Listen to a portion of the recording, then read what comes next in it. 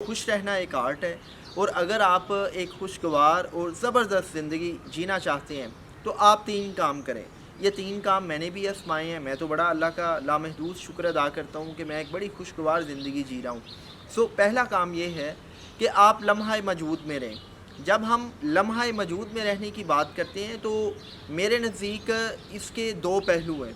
पहला पहलू ये है कि आपने मादी में नहीं रहना, आपने मुस्तक़बिल में नहीं रहना, आपने ज़माना हाल में रहना है। जब हम माज़ी में रहने की बात करते हैं तो इसका मतलब ये है कि आप माज़ी की नाकामियों को, माज़ी के जो चैलेंजेस हैं, माज़ी के जो मसाइल हैं, जो माज़ी की जो मुख्तलिफ़ मनफ़ी रवैये जिनका आपको सामना करना पड़ा, आप उसी को याद करते रहते हैं। जब आप माज़ी में रहते हैं तो आप परेशान रहते हैं, आप स्ट्रेस में रहते हैं। इसी तरह कुछ लोग हैं जो मुस्तक़बिल में रहते हैं, जिन्होंने मुस्तक़बिल के हवाले से बेजा खदशात पाले हुए होते हैं। लेकिन मैं ये कहता हूँ कि आप ना माज़ी में रहें, ना मुस्तक़बिल में रहें, आप लम्हा मौजूद में रहें और प्रेज़ेंट मोमेंट में रब की ज़ात ने जो आपको अता किया है, आप उससे लुत्फ़अंदोज़ हों। इस पे वो एक्खरट टोले की बड़ी शानदार किताब है दी पावर ऑफ नाउ, कि वो ये कहता है कि यार आप ये ना देखें कि कल क्या हुआ था, आप ये ना सोचें कि कल क्या होने वाला है। आप लम्हा मौजूद में रह के जो आप काम कर रहे हैं उस काम को ट्रू एसेंस के साथ जब आप करते हैं तो आप लम्हा मौजूद में रहते हैं। इसकी बड़ी सादा सी मिसाल है कि अगर मैं खाना खा रहा हूँ और खाना खाते हुए अगर मैं खाने के एक एक बाइट को इंजॉय कर रहा हूँ, मैं अपने टेस्ट बड्स को महसूस कर रहा हूँ कि मैं कोई चीज़ खा रहा हूँ, तो फिर मैं लम्हा मौजूद में रह के खाना खा रहा हूँ। लेकिन अगर मैं खाना खाते हुए ये सोच रहा हूँ कि कल मैंने फ़लाँ जगह पर ट्रेनिंग वर्कशॉप देनी है, अभी मैंने उसकी स्लाइड्स बनानी है, अभी मैंने उस पर रिसर्च करनी है, तो फिर मैं लम्हा मौजूद में रह के खाना नहीं खा रहा। लेट्स सपोज अगर मैं क्रिकेट खेल रहा हूँ, मैं टेनिस खेल रहा हूँ और क्रिकेट या टेनिस खेलते हुए मुझे ये फ़िक्र है कि मैंने 1 महीने बाद जो है एक बड़े मैच में परफॉर्म करना है, तो वो मैं मैच जीतूंगा या हारूंगा, तो इसका मतलब ये है कि मैं लम्हा मौजूद में रह के नहीं खेल रहा।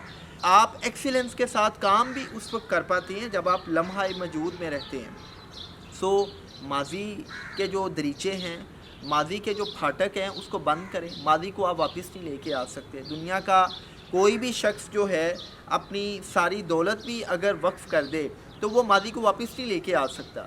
इसी तरह आप दुनिया की सारी दौलत लगा लें, आप अपनी सारी दौलत भी वक्फ़ कर दें, तो आप मुस्तक़बिल का एक लम्हा भी खरीद नहीं सकते। आपको नहीं पता कि अगले ही लम्हे क्या होने वाला है।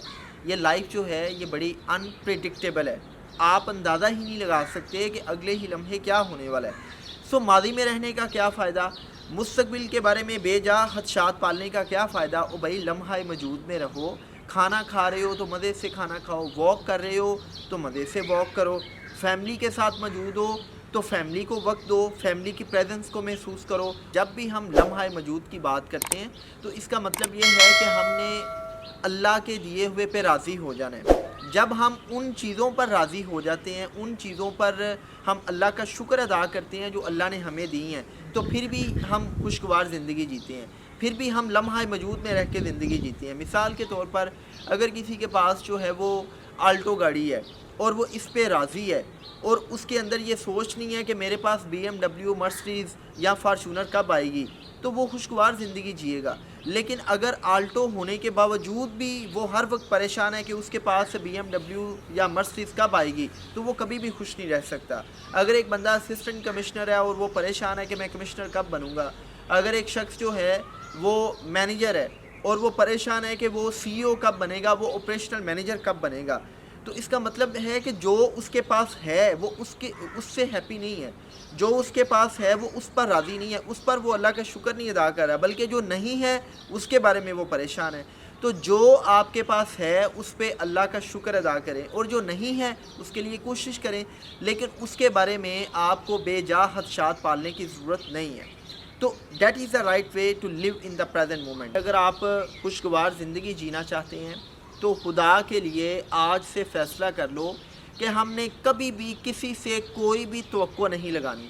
हमारी अनहैप्पीनेस की एक बहुत बड़ी वजह यह है कि हम लोगों से तवक्कुआत वाबस्ता कर लेते हैं कि मेरी फ़लाँ के साथ दोस्ती है, मेरा फ़लाँ के साथ बड़ा गहरा ताल्लुक़ है, تو فلاں میری فلاں ضرورت پوری کر سکتا ہے، فلاں مشکل وقت میں میرے کام آ سکتا ہے۔ دیکھیں اس میں کوئی شک نہیں ہے کہ ہم جس معاشرے میں رہتے ہیں ہمارا واسطہ لوگوں سے پڑتا ہے، ہماری دوستیاں ہیں، ہماری رشتہ داریاں ہیں، اور ان دوستیوں میں ان رشتہ داریوں میں کہیں نہ کہیں کانشیسلی یا انکانشیسلی ہم اپنے قریبی لوگوں سے کچھ توقعات وابستہ کرتے ہیں، لیکن کوشش یہی ہونی چاہیے کہ ہم کبھی بھی کسی کو آزمائیں نہیں، ہم کبھی بھی کسی سے توقع نہیں لگائیں، بلکہ جب بھی ہمیں کسی قسم کی ایکسپیکٹیشن ہو تو ہمیں یا اللہ کی ذات سے ایکسپیکٹیشن ہو یا ہمیں اپنی ذات سے ہو۔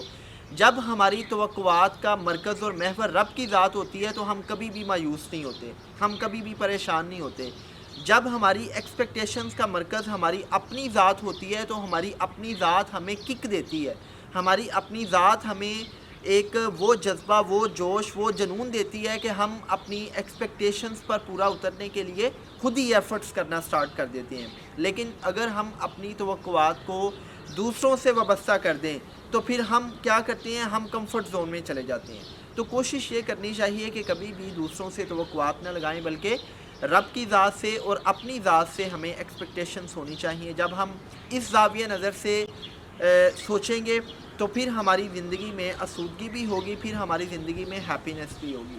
اچھا، جو تیسرا امپورٹنٹ پہلو ہے ہیپینس کا، وہ یہ ہے کہ یار میں جو ہیپینس کی سائنس کو سمجھا ہوں، یا جو میڈیکل سائنس اس پہ کہتی ہے کہ خوشی آپ کو اس وقت ملتی ہے جب آپ دوسروں کے لیے خوشیاں پیدا کرنے کا باعث بنتے ہیں۔ اب دیکھیں، جب ہم دوسروں کے لیے خوشیاں پیدا کرنے کا باعث بنتے ہیں تو اس کا مطلب یہ نہیں ہے کہ آپ نے کسی کو ہیپینس جو ہے وہ خرید کر دینی ہے۔ اس کا مطلب یہ ہے کہ اس سارے کے سارے اللہ کے سسٹم میں ہر انسان کی کوئی نہ کوئی ڈیوٹی ہے، ہر انسان کی کوئی نہ کوئی ذمہ داری ہے۔ کوئی انسان ٹیچر ہے، کوئی ڈاکٹر ہے، کوئی وکیل ہے، کوئی جج ہے، کوئی بیوروکریٹ ہے، کوئی ملٹری آفیسر ہے، کوئی موچی ہے، کوئی ترخان ہے، کوئی جناب کک ہے۔ تو ہر انسان کسی نہ کسی کیپیسٹی میں کام کر رہا ہے۔ تو آپ جس کیپیسٹی میں بھی کام کر رہے ہو، آپ اپنے کام کو پوری ایکسیلنس، پوری ایمانداری سے کریں، نمبر 1۔ نمبر 2، آپ جس کیپیسٹی میں بھی کام کر رہے ہیں، آپ کا زاویہ نظر، آپ کی سوچ یہ ہونی چاہیے کہ یار میں نے ہمیشہ اللہ کے بندوں کے لیے آسانیاں پیدا کرنی ہیں۔ تو جب آپ اس سوچ کے ساتھ اپنی ذمہ داریوں کو ادا کرتے ہیں کہ میں نے دوسروں کے لیے آسانیاں پیدا کرنی ہیں، تو رب کی ذات آپ کو ہمیشہ خوشیاں دیتی ہے۔ دیکھیں، میڈیکل سائنس بھی یہ کہتی ہے کہ جب آپ کسی دوسرے کی مدد کرتے ہیں، جب آپ کسی دوسرے کی لائف میں ویلیو ایڈ کرتے ہیں، تو آپ کی باڈی میں ایک کیمیکل پروڈیوس ہوتا ہے، ایک ہارمون پروڈیوس ہوتا ہے، ڈوپامائن۔ اور جب ڈوپامائن پروڈیوس ہوتا ہے تو ہمارے اندر ہیپینس کی کیفیت آتی ہے۔ سو جتنا آپ دوسروں کے لیے فائدہ مند ثابت ہوں گے، جتنا آپ دوسروں کی لائف میں ویلیو ایڈ کریں گے، اتنا ہی آپ خوش رہیں گے، کیونکہ جو خوشیاں ہیں وہ بانٹنے سے ملتی ہیں۔ خوشیاں جب آپ دوسروں میں تقسیم کرتے ہیں تو رب کی ذات آپ کی زندگی کو خوشیوں کا گہوارہ بنا دیتی ہے۔